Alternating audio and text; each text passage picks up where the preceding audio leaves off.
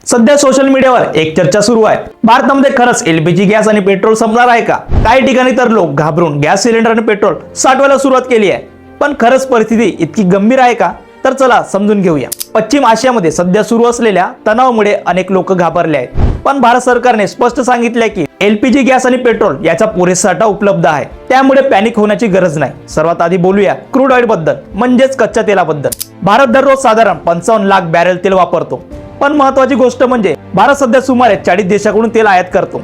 पूर्वी भारताचे जवळपास अर्धे तेल स्ट्रेट ऑफ हॉर्मुझ या मार्गाने येत होते, पण सध्या परिस्थिती बदलली आहे। आज भारताचे जवळपास 70% तेल इतर मार्गाने देशात येतात। म्हणजेच एखादा मार्ग बंद झाला तर देशाचा तेल पुरवठ्यावर कोणताही परिणाम होणार नाही याची खबरदारी घेतली आहे। याशिवाय तेल घेऊन येणारी 2 मोठी जहाजे सध्या भारताकडे येत आहेत आणि ती लवकरच देशात पोहोचणार आहे। भारत आपल्या गरजेपैकी साधारण 60% एलपीजी आयात करतो, पण सध्याच्या परिस्थितीत विचार करून सरकारने मोठे पाऊल उचलले आहे। रिफायनरी जास्तीत जास्त गॅस उत्पादन करण्याचे निर्देश देण्यात आले आहे, त्यामुळे देशात एलपीजी उत्पादन जवळपास 28% वाढले आहे। सर्वात महत्त्वाची गोष्ट म्हणजे घरगुती गॅस पुरवठ्याला सर्वात जास्त प्राधान्य दिले जात आहे, म्हणजेच घरामध्ये गॅसची कमतरता होणार नाही। हॉटेल, रेस्टॉरंट, कमर्शियल गॅसचा पुरवठा सुरळीत ठेवण्यासाठी IOCL, HPCL आणि BPCL या कंपन्यांच्या अधिकाऱ्यांची विशेष समिती तयार करण्यात आली आहे, जी संपूर्ण गॅस वितरणावर लक्ष ठेवणार आहे। म्हणून सध्या तरी भारतामध्ये एलपीजी आणि पेट्रोल संपण्याचा कोणताही धोका नाही। सरकारने सर्व व्यवस्था केलेली आहे, म्हणूनच अफवावर विश्वास ठेवू नका आणि पॅनिक होऊ नका